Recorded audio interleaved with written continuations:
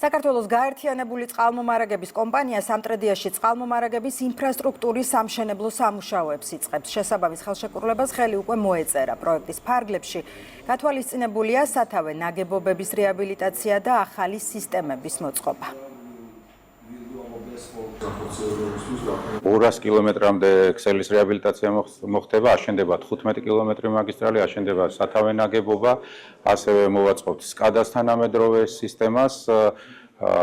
გარდა წყალმომარაგებისა, უკვე მიმდინარეობს ტენდერი წყალარინების მიმართულებით, შერჩევა შეფასების ეტაპზე ვიმყოფებით.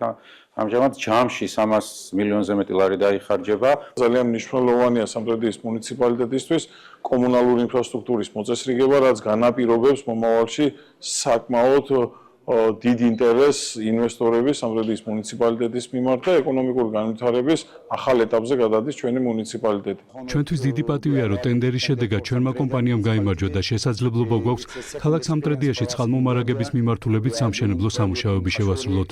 ჩვენთვის ეს საქართველოში მეორე პროექტია. ასევე მუშაობთ ქალაქ ხაშურში მიმდინარე პროექტის ფარგლებში. მინდა დიდი მადლობა გადაუხადო საქართველოს მთავრობას, ინფრასტრუქტურის სამინისტროს, წყალმომარაგების კომპანიასა და მუნიციპალიტეტს.